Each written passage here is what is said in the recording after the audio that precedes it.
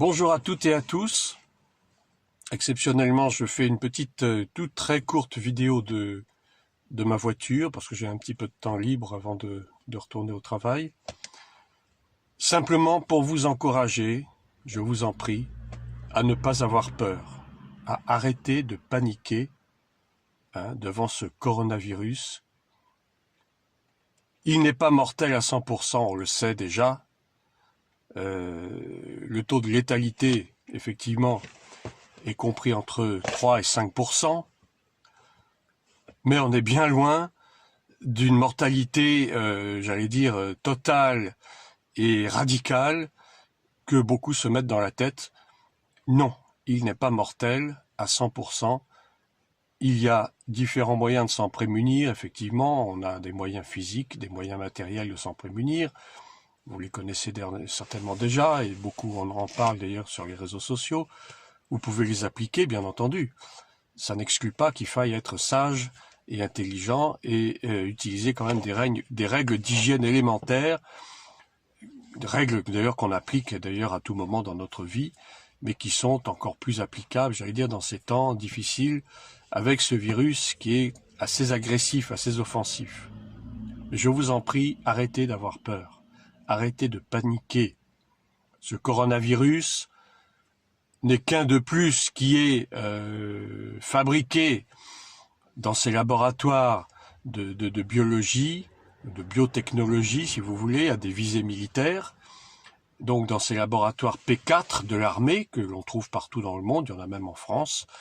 Et donc à Wuhan, en Chine, le laboratoire P4 a donc testé ce virus, ce coronavirus, qui a été fabriqué, bien sûr, et ensuite qui a été trafiqué de façon à le rendre offensif, de le rendre létal dans un petit pourcentage de cas, et afin de créer cette épidémie, cette pandémie.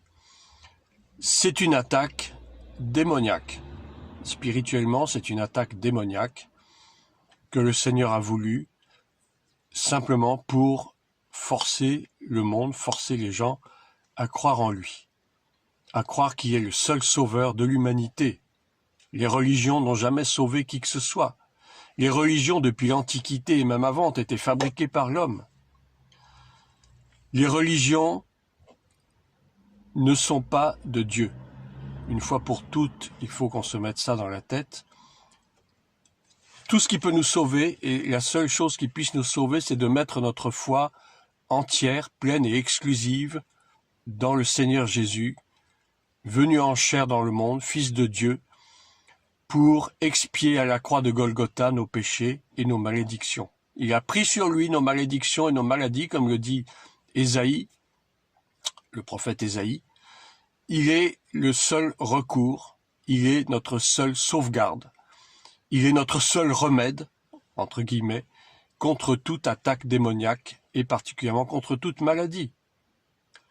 Et je voudrais citer ce psaume 91 que beaucoup déjà ont cité dans les réseaux sociaux à juste titre, qui nous dit notamment dans ces versets suivants « Je ne craindrai ni les terreurs de la nuit, ni la flèche qui vole de jour, ni la peste qui marche dans les ténèbres, ni la contagion qui frappe en plein midi. » Ni la contagion qui frappe en plein midi. Faisons nôtre ce psaume, n'hésitons pas à le réciter matin, midi et soir comme un médicament. Ce n'est pas un fétiche, ce n'est pas un gris-gris non plus, la parole de Dieu n'est pas un fétiche, la parole de Dieu est réelle, la parole de Dieu est vivante, elle est la vérité, celle qui nous permet de triompher de toutes les embûches du malin. Et je voudrais m'adresser à ceux qui regardent ces vidéos et qui ne sont pas croyants, qui ne sont pas chrétiens. Il est le temps pour vous de fléchir les genoux devant Dieu, de reconnaître que vous avez vécu sans lui pendant des années, voire des décennies, qu'il est temps maintenant de se tourner vers Jésus-Christ, le seul Sauveur et Seigneur, le seul qui soit mort et ressuscité. Personne d'autre que lui n'est mort et ressuscité. Beaucoup sont morts, mais tous ne sont pas ressuscités, à part lui. Il est le seul. Mettez votre foi en lui, acceptez-le comme votre Seigneur et Sauveur, Il est grand temps maintenant de nous tourner vers celui qui peut nous sauver de la déroute, qui peut nous sauver des catastrophes à venir.